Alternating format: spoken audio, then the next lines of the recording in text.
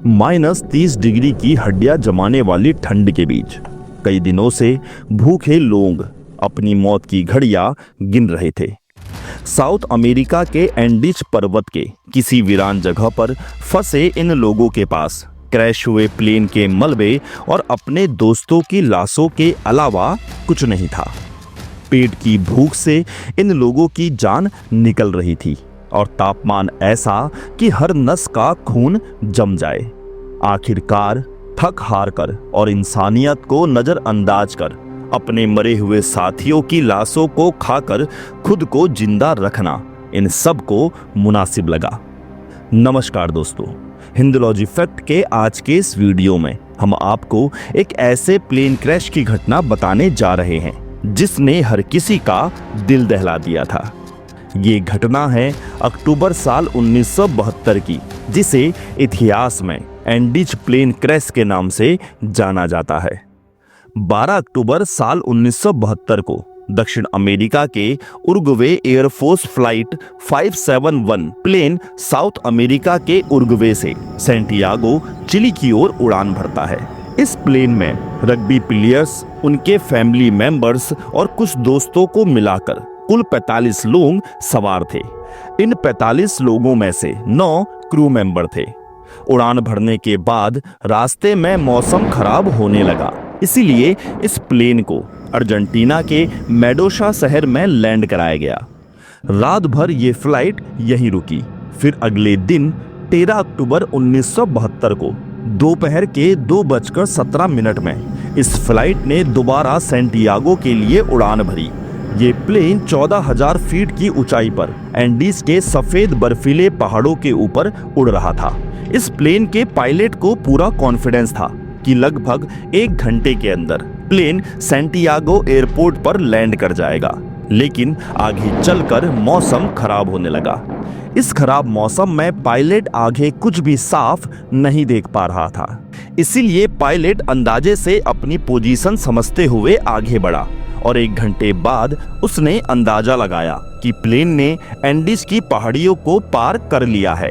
इसी के बाद पायलट ने सैंटियागो एयरपोर्ट पर एटीसी से प्लेन को लैंड कराने की परमिशन मांगी।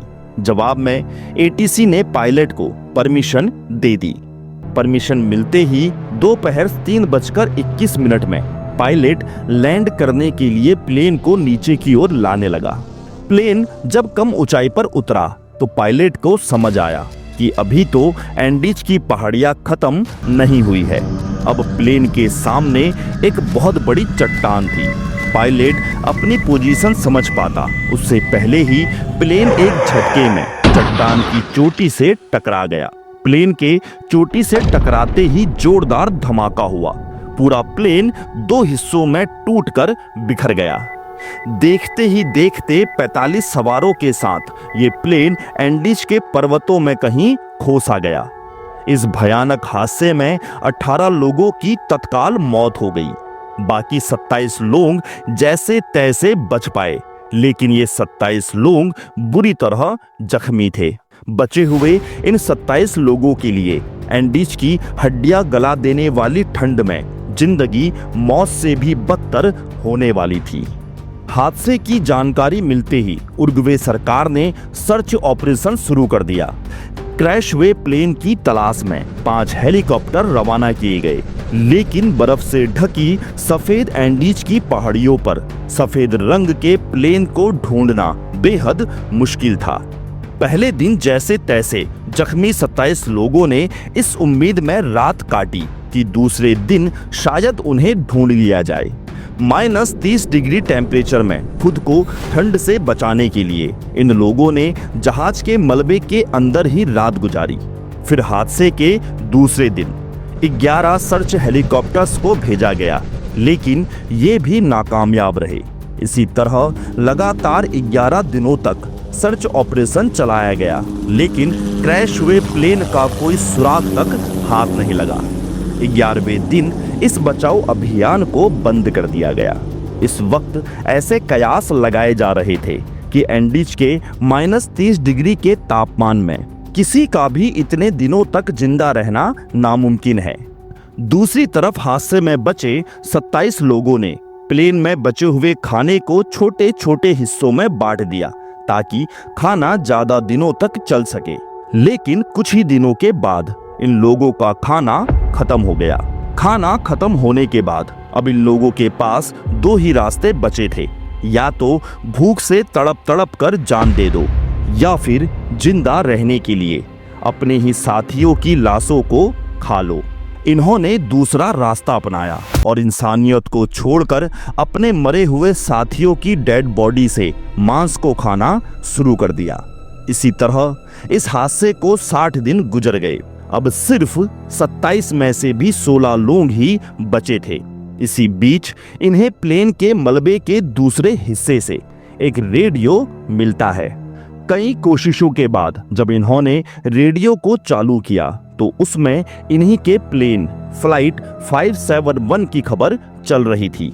इस खबर में बताया जा रहा था कि सर्च ऑपरेशन को बर्फीले मौसम के बाद दोबारा शुरू किया जाएगा ताकि मारे गए लोगों की डेड बॉडी ढूंढी जा सके। इस खबर को सुनते ही बचे हुए 16 लोग समझ चुके थे कि सभी ने उन्हें मरा समझ लिया है। ऐसे हालातों में इन्होंने सोचा कि यहाँ बैठकर मरने से अच्छा है कि मदद की तलाश में निकला जाए। फिर नेडा और कैनेसा मदद ढूंढने के लिए निकलते हैं। ये दोनों ही रग्बी प्लेयर्स थे, लेकिन इन 60 दिनों के अंदर दोनों का शरीर कमजोर हो चुका था और बर्फ में चलने के लिए इनके पास पर्याप्त साधन भी नहीं थे।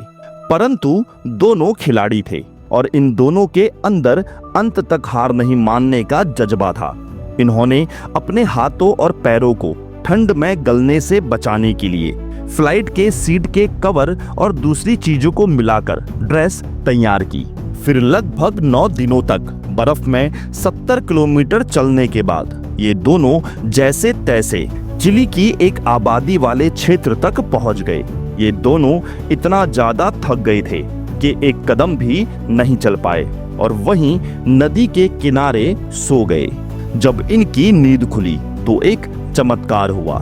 इन्होंने देखा कि नदी के दूसरी तरफ घोड़े पर सवार 2 आदमी टहल रहे हैं। इन दोनों ने जोर जोर से मदद की गुहार लगाई, लेकिन नदी की आवाज इतनी तेज थी कि घोड़े पर बैठे उन दोनों लोगों तक इनकी गुहार पहुंच नहीं पाई। काफी मशक्कत के बाद एक घुड़सवार का ध्यान इनकी ओर गया। उसने इशारे में कहा कि आप यहीं इंतजार करो, हम आते हैं। कुछ देर बाद घोड़े पर बैठे वे लोग फिर से आए और अपने साथ पेन, पेपर और पत्थर भी लाए। उन्होंने पेपर को पत्थर में लपेटकर दूसरी तरफ जोर से फेंका। पेन और पेपर के मिलते ही रग्बी प्लेयर ने लिखा, 2 महीने पहले एंडीज की पहाड़ियों पर जो प्लेन क्रैश हुआ था, हम उसी हादसे में बचे लोग हैं। हमारे और 16 साथी मदद के इंतजार में हैं। प्लीज हमारी मदद करें, नहीं तो सबकी जान चली जाएगी। घोड़े पर बैठे लोगों को जैसे ही ये बात पता लगी, जल्द ही मदद लाने का वादा करके वो दोनों चले गए। इसके बाद 22 दिसंबर को 2 रेस्क्यू हेलीकॉप्टर उनकी मदद के लिए पहुंच गए। आखिरकार हादसे के 72 दिन बाद 16 लोगों को बचा लिया गया। इस हादसे पर अलाइव नाम की एक किताब भी लिखी गई है और इस हादसे पर ही एक फिल्म भी बनाई गई है। तो आपको हिंदुलॉजी फैक्ट का यह रोचक वीडियो कैसा लगा? अगर आपको यह वीडियो पसंद आया तो वीडियो को लाइक, शेयर और चैनल को सब्सक्राइब जरूर कर लीजिएगा।